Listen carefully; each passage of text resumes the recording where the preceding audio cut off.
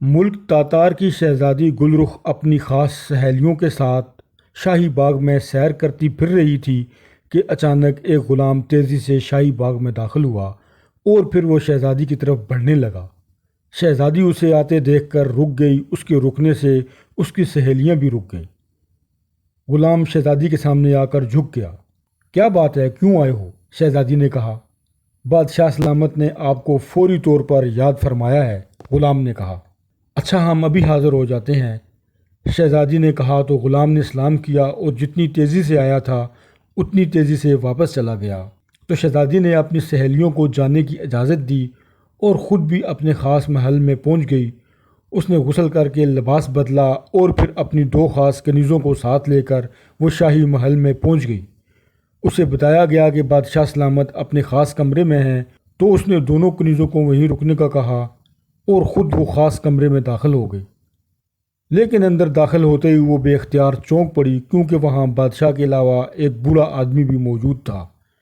اور شہزادی گل رخ، یہ بزرگ ملک ایران سے آئے ہیں، ان کا نام بزرگ بابا ہے اور یہ تمہارے لیے ایک خاص پیغام لے کر آئے ہیں، اس لیے ہم نے تمہیں بلوایا ہے، بادشاہ نے کہا۔ تو شہزادی نے بادشاہ کے ساتھ ساتھ اس بزرگ بابا کو بھی سلام کیا اور کرسی پر بیٹھ گئی۔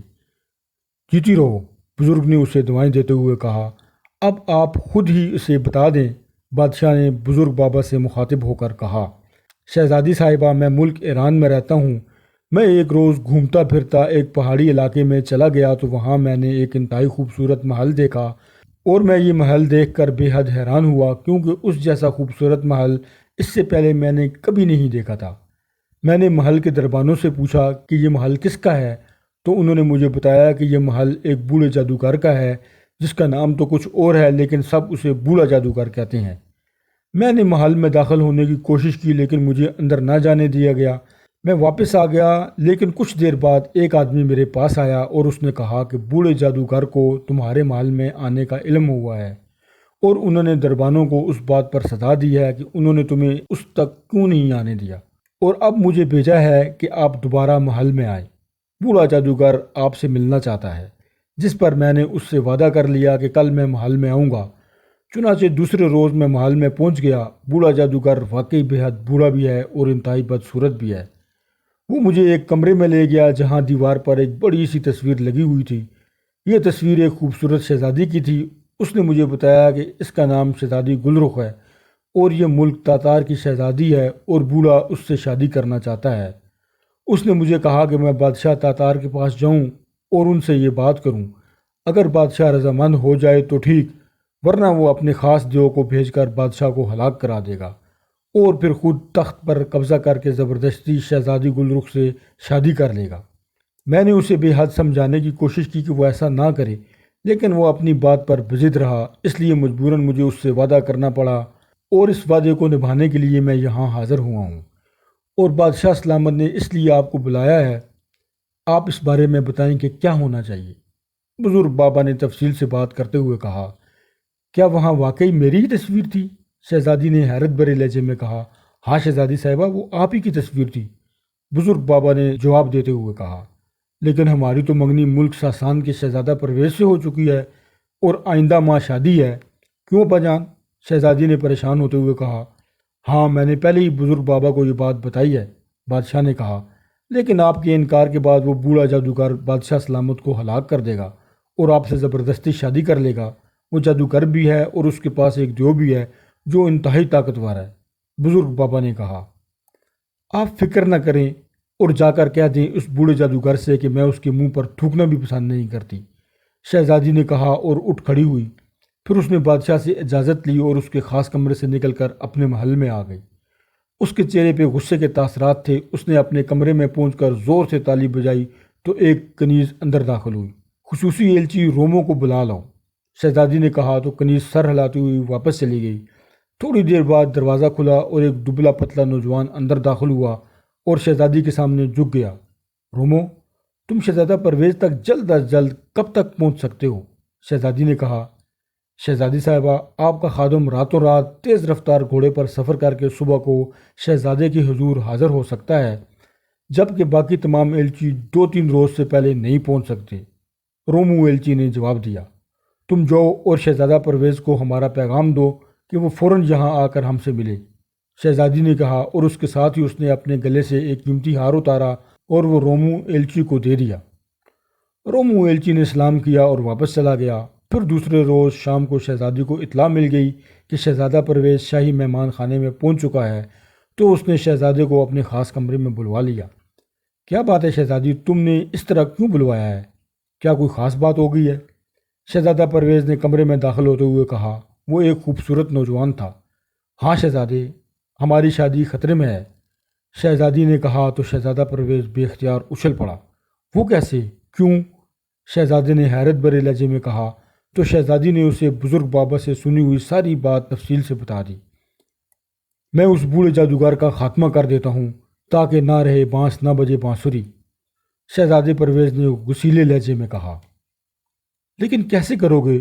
اس کے پاس انتہائی طاقتور دیو ہے، اور پھر وہ جادوگر ہے، نہ تم دیو سے لڑ سکتے ہو اور نہ ہی تمہیں جادو آتا ہے، شہزادی نے پریشان ہوتے ہوئے کہا۔ تم فکر مت کرو، ہمارے ملک میں ایک بزرگ بابا رہتا ہے، وہ بہت نیک آدمی ہے اور وہ مجھ سے بے حد پیار کرتا ہے، میں جا کر اس سے بات کرتا ہوں، وہ ضرور میری مدد کریں گے، شہزادہ پرویز نے کہا۔ میں بھی تمہارے ساتھ جاؤں گی، شہزادی نے کہا تو شہزادے نے اسے روکنے کی بے حد کوشش کی، لیکن شہزادی گل رخ نے ضد پکڑ لی تو مجبوراً شہزادے کو اس کی بات ماننا پڑی۔ پھر بادشاہ سے اجازت لے کر وہ دونوں ملک ساسان پہنچ گئے۔ شہزادہ پرویز شہزادی گل رخ کو ساتھ لے کر ایک پہاڑی علاقے میں پہنچ گیا۔ وہاں ایک کھلے غار میں ایک بزرگ بیٹھا عبادت میں مصروف تھا۔ دونوں نے اندر جا کر انہیں سلام کیا۔ او شہزادہ پرویز اور شہزادی گل رخ، کیسے آنا ہوا؟ بزرگ نے مسکراتے ہوئے کہا اور ساتھ ہی پیار سے ان دونوں کے سر پر ہاتھ پھیرا تو شہزادے نے ساری بات بتا دی۔ ہاں تمہاری بات درست ہے، شہزادی کے والد کی زندگی خطرے میں ہے اور تمہاری شادی بھی، جب تک اس بوڑھے جادوگر کو ہلاک نہ کیا جائے۔ لیکن اس بوڑھے جادوگر نے اپنی جان اس دیو کے جسم میں ڈال رکھی ہے، کیونکہ اسے یقین ہے کہ اس طاقتور دیو کو کوئی ہلاک نہیں کر سکتا، بزرگ بابا نے کہا۔ آپ ہماری مدد کریں بزرگ بابا، دونوں نے منت بھرے لہجے میں کہا۔ ہاں میں ضرور تمہاری مدد کروں گا، بزرگ بابا نے کہا، اور اس کے ساتھ ہی انہوں نے مسلح کا کونا اٹھایا اور نیچے سے ایک خنجر نکال کر شہزادے کو دے دیا۔ یہ خنجر رکھ لو، اس خنجر کی مدد سے تم نے اس دیو کے سر پر موجود بالوں کی لمبی چوٹی کو کاٹ دینا ہے۔ اگر تم ایسا کرنے میں کامیاب ہو گئے تو اس دیو کی ساری طاقت ختم ہو جائے گی اور پھر تم اس خنجر کی مدد سے اسے آسانی سے ہلاک کر سکو گے، اور اس کے ہلاک ہوتے ہی بوڑھا جادوگر بھی خود بخود ہلاک ہو جائے گا، کیونکہ اس کی جان اس دیو میں ہے، بزرگ بابا نے کہا۔ لیکن بزرگ بابا، کیا اس جادوگر کو پہلے سے یہ بات تو معلوم نہیں ہو جائے گی اور وہ پہلے سے جادو کر کے کہیں شہزادے کو ہلاک نہ کر دے؟ شہزادی گل رخ نے کہا۔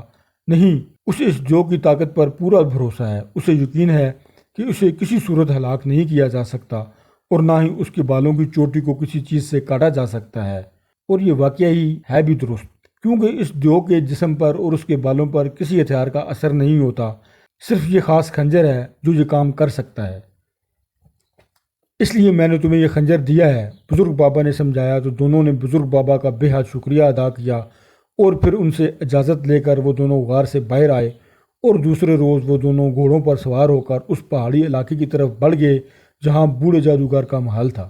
پھر محل کے سامنے پہنچ کر شہزادے نے شہزادی کو ایک طرف چھپنے کا کہہ دیا اور خود وہ تیز تیز قدم اٹھاتا محل کے بڑے دروازے کی طرف بڑھ گیا۔ خنجر اس نے اپنی کمر کے ساتھ چھپا کر باندھ لیا تھا۔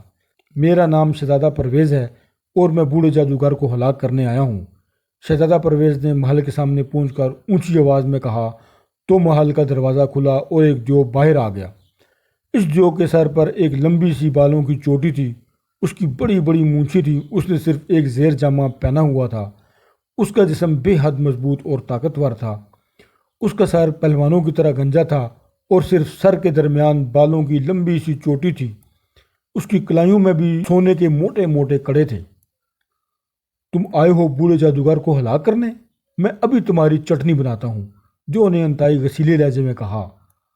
خبردار اگر تم آگے بڑھے تو، شہزادے نے فوراً ہی کمر سے بندھا ہوا خنجر ہاتھ میں لیتے ہوئے کہا۔ اس چھوٹے سے خنجر سے مجھے ہلاک کرو گے؟ واہ واہ، تم تو واقعی بھولے شہزادے ہو، دیو نے کہا لگاتے ہوئے کہا، اور اس کے ساتھ ہی اس نے جھپٹ کر شہزادہ پرویز کی کمر ایک ہاتھ سے پکڑی اور اوپر اٹھا لیا۔ شہزادہ تو خود ہی یہی چاہتا تھا کہ دیو اسے اوپر اٹھائے، تاکہ اس کا ہاتھ دیو کی چوٹی تک پہنچ سکے، ورنہ تو دیو اس سے اتنا اونچا تھا کہ اس کا ہاتھ کسی صورت بھی اس کے سر تک نہ پہنچ سکتا تھا۔ ادھر شہزادی نے جب دیکھا کہ دیو نے شہزادے کو اس طرح پکڑ لیا ہے تو اس کے چہرے پر گہری اداسی کے تاثرات ابھر آئے۔ وہ یہی سمجھی تھی کہ دیو ابھی شہزادے کو ہلاک کر دے گا، لیکن دوسرے ہی لمحے وہ یہ دیکھ کر اچھل پڑی کہ شہزادے نے یک لخت حرکت کی اور اس دیو کے گھٹنے پر پیر رکھ کر اس نے چھلانگ لگائی اور ہاتھ میں موجود خنجر کے ایک ہی وار سے اس نے دیو کی چوٹی کاٹ ڈالی۔ جیسے ہی دیو کی چوٹی کٹی، دیو چیخ مار کر نیچے گر گیا اور شہزادے نے اچھل کر اس کے سینے پر پوری قوت سے خنجر مارا۔ خنجر دستے تک اس کے سینے میں گھس گیا۔ اسی لمحے ایک انتہائی بوڑھا اور بدصورت آدمی جس نے جادوگروں کا لباس پہنا ہوا تھا چیختا ہوا محل سے باہر آتا دکھائی دیا۔ وہ بوڑھا جادوگر تھا، لیکن اس سے پہلے کہ وہ وہاں پہنچتا جو ہلاک ہو گیا، اور اس کے ہلاک ہوتے ہی بوڑھا جادوگر بھی چیختا ہوا نیچے گرا اور ہلاک ہو گیا۔ اس کے ساتھ ہی ایک دھماکہ ہوا اور ہر طرف دھواں سا چھا گیا، اور پھر ایک روتی ہوئی آواز سنائی دی، میرا نام بوڑھا جادوگر تھا، میں نے اپنی جان دیو میں رکھی ہوئی تھی، لیکن شہزادہ پرویز نے دیو کو ہلاک کر کے مجھے ہلاک کر دیا۔ پھر جب آواز بند ہوئی تو دھواں بھی چھٹ گیا اور وہاں موجود محل بھی غائب ہو چکا تھا، اور وہاں دیو اور بوڑھے جادوگر کی لاشیں پڑی ہوئی تھیں۔ شہزادی بھی بے حد خوش ہوئی، اور پھر ایک ماہ بعد دونوں کی شادی انتہائی دھوم دھام سے ہو گئی اور وہ دونوں ہنسی خوشی زندگی گزارنے لگے۔